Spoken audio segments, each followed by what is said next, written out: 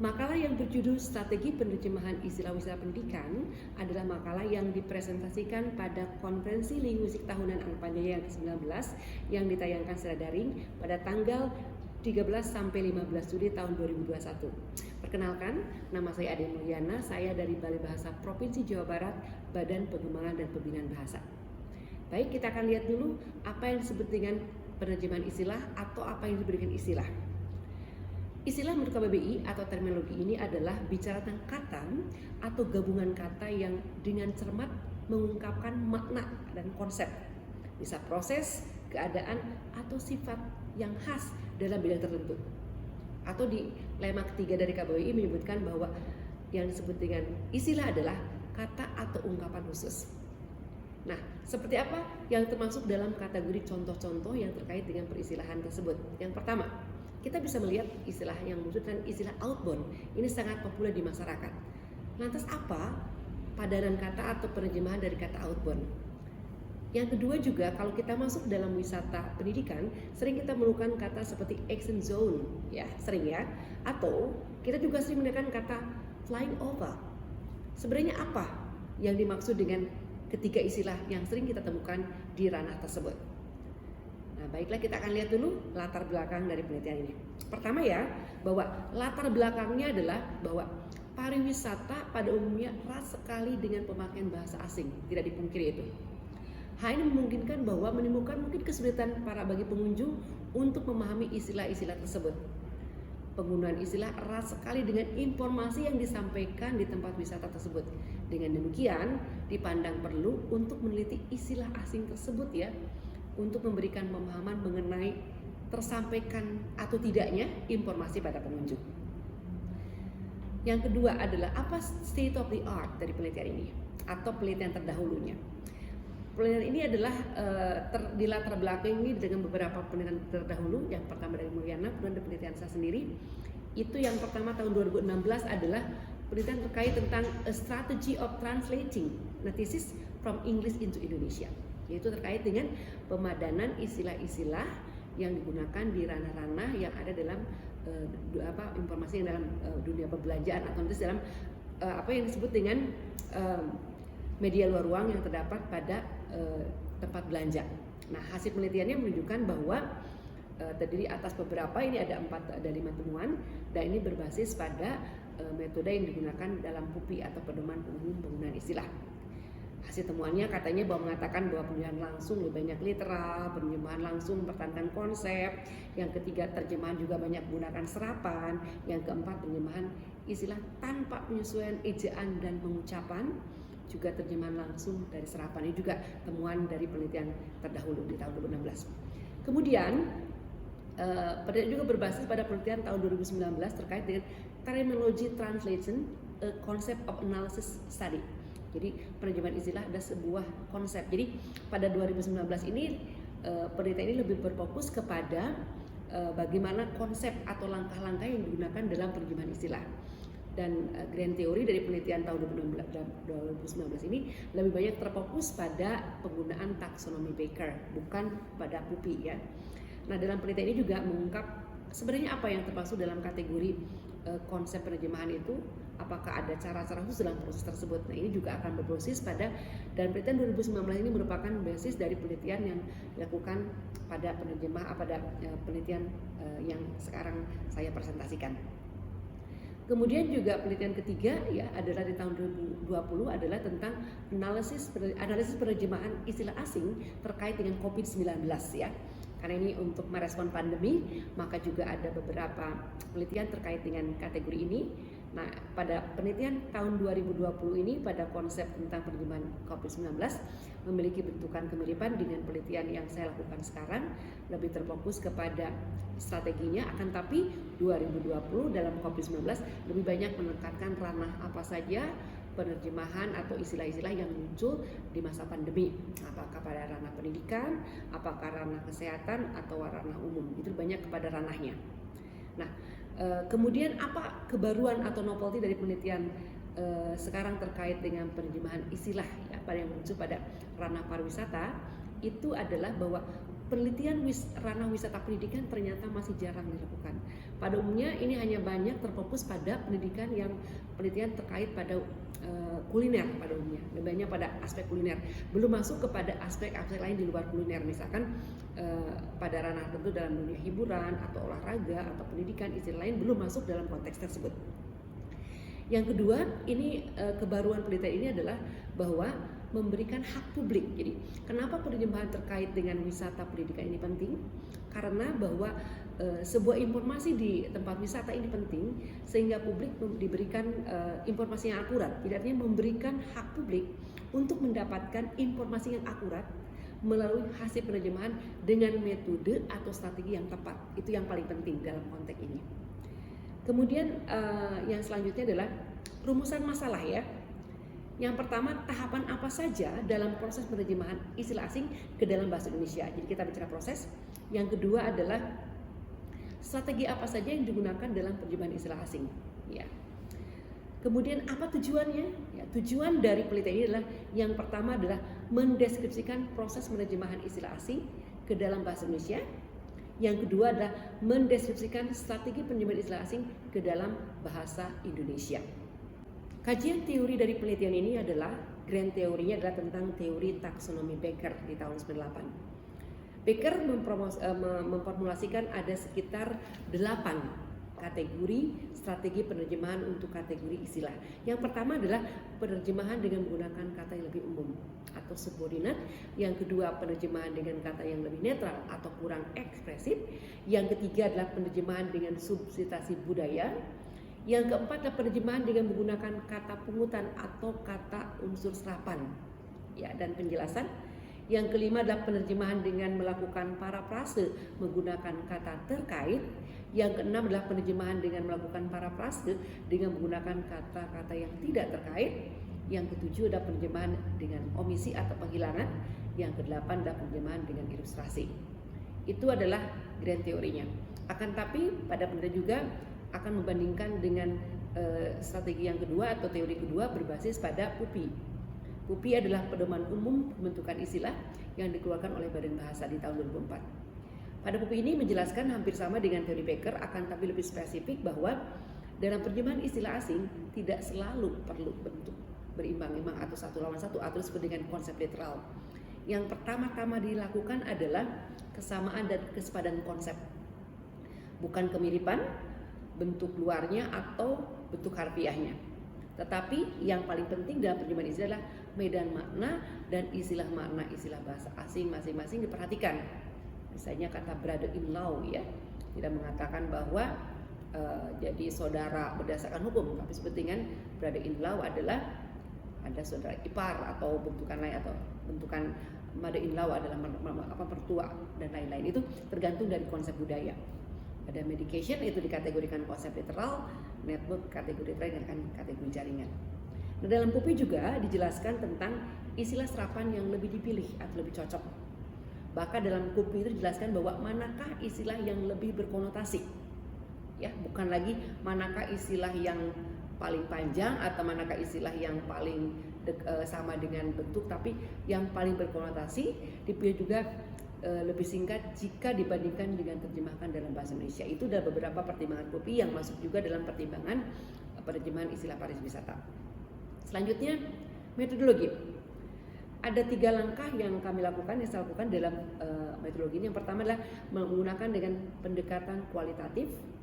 Yang kedua adalah metode digunakan dengan menganalisis, mengeksplorasi, dan mengidentifikasi hasil terjemahan tersebut ya. Itu adalah pendekatan menggunakan metode deskriptif ya. Kemudian sumber data penelitian ini ada 3 sumber data. Yang pertama sumber datanya adalah dari senarai hasil pemadanan istilah ya, dari glosarium pemadanan istilah yang merupakan hasil penelitian dilakukan oleh Balai Bahasa Provinsi Jawa Barat di tahun 2017. Yang kedua adalah data ya, data lapangan. Jadi selain dari senarai, kami juga menampilkannya dengan data lapangan, yaitu melihat bentuk-bentuk kata-kata yang diberikan dalam wisata pendidikan, yaitu di beberapa tempat seperti di Trans Studio, di Museum Geologi, di Science Center, juga di Kabupaten Bandung di Farmhouse, Floating Market, Science Center, KBB dan KB Museum dan juga The Great Asia Afrika. Itu juga kami ambil sebagai data yang digunakan sebagai data lapangan, sebagai data primer ya. Ada juga selain data primer, kami juga melampirkan dengan data sekunder, yaitu dengan data korpus dari berbagai rujukan. Nah, hasil penelitian dan pembahasan. Nah, ada dua kategori yang kita pisahkan. Pertama adalah proses penerjemahan istilah asing ke dalam bahasa Indonesia. Yang kedua, bagaimana strategi penerjemahan istilah asing ke dalam bahasa Indonesia. Baik, yang pertama kita akan bicara dulu tentang prosesnya. Proses penerjemahan istilah asing itu terdiri atas 3 proses, 3 tahap. Yang pertama, tahap pertama adalah disebut dengan pemahaman konteks dan makna dalam korpus atau korpora. Misalkan kita ambil data pertama tentang kata outbound.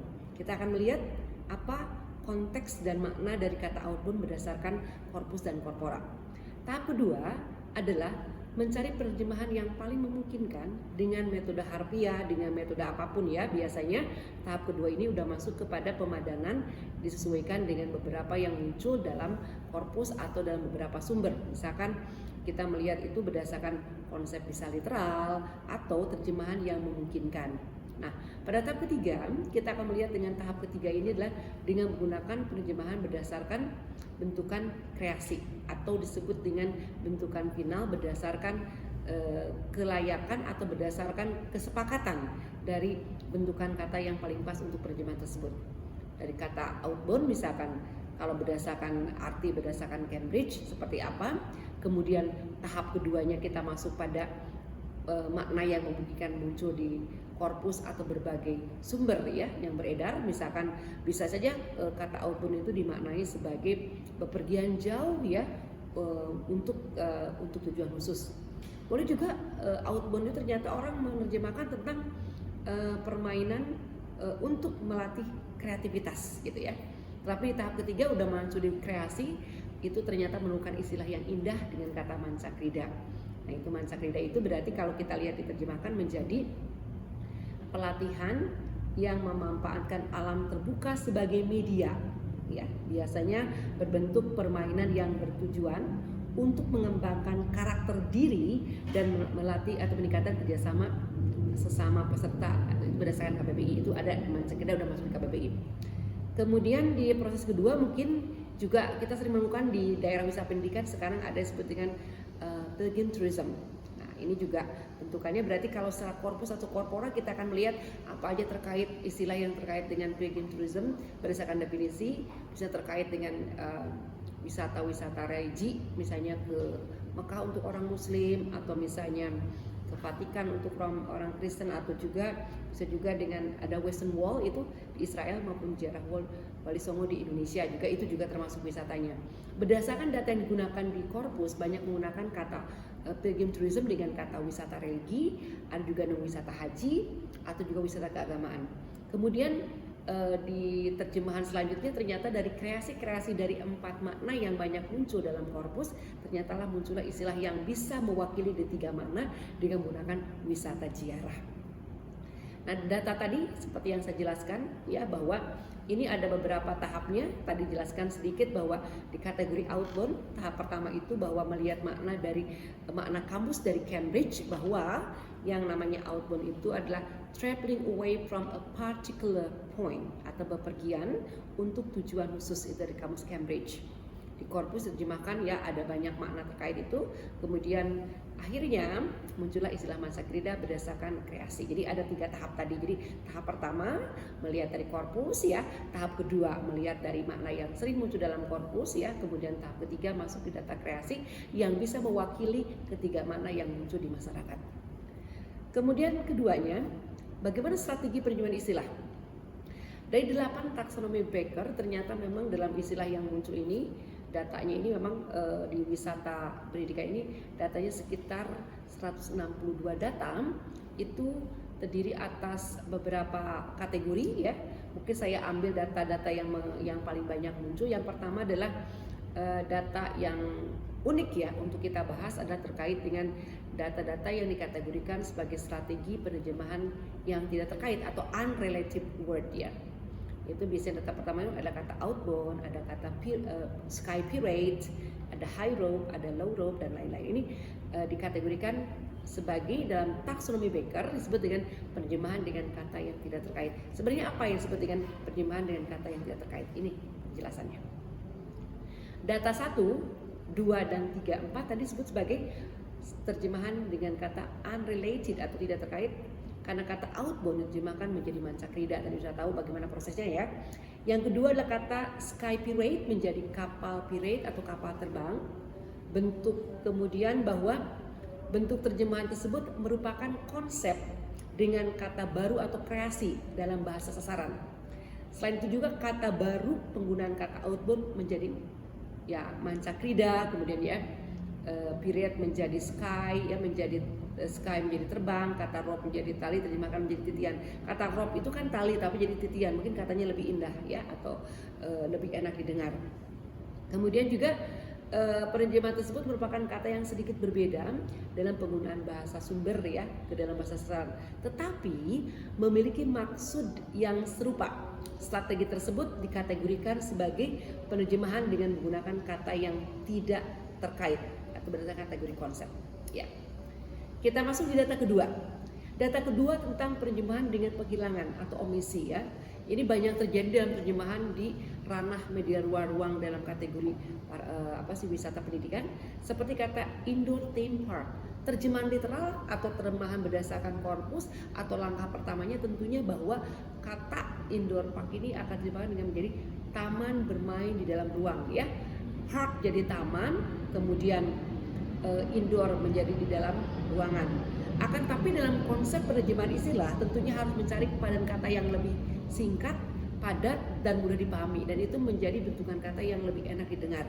Makanya dalam penerjemahannya menjadi hanya memberikan taman bermain ruang. Kata di dalam kemudian akhiran an-nya kita hilangkan karena mungkin tidak dianggap perlu dalam konteks ini. Nah, dengan penghilangan kata di dalam dan akhiran an dikategorikan sebagai penerjemahan dengan penghilangan. Baik, selanjutnya adalah simpulannya ya. Simpulannya ternyata kita lihat dalam simpulannya ada dua simpulan yang kita temukan. Yang pertama adalah proses penerjemahan terdiri atas beberapa tahap. Tadi ya sudah kita lihat seperti apa. Yang pertama adalah pencarian makna dalam konteks dari korpus atau korpora. Tahap kedua penerjemahan literal, yaitu tahap pencarian padan yang paling tepat dalam bentuk penerjemahan. Kemudian tahap inilah yang merupakan ya penentu penerjemahan, itu sangat penting karena nanti akan menerjemahkan makna dan konsep dan konteks dari bahasa sumber terjemahan ke dalam bahasa sasaran ya. Pada tahap ini juga seorang penerjemah harus tahu ya kelaziman yang terdapat pada ranah atau register tertentu. Itu yang pertama ya. Yang kedua, simpulan kedua adalah strateginya apa saja yang muncul dalam dari 169 data yang kita teliti adalah bahwa yang paling banyak muncul penerjemahan dengan kata yang lebih umum itu ada sekitar 58% ya. Kemudian tadi ada kata yang tidak terkait, itu seperti kata mancakrida, memang ini terkait dengan paling unik ya. Karena itu konsepnya juga tidak ini terjadi karena konsepnya tidak ada dalam bahasa Indonesia, itu yang muncul sekitar 10,05% ya. Kemudian metode penghilangan itu ada sekitar 5% dan lain-lain. Jadi kalau kita lihat bahwa strategi penerjemahan pada wisata pendidikan itu sudah memenuhi 8 taksonomi Becker, itu tumben merupakan bentukan yang muncul dalam 8 kategori.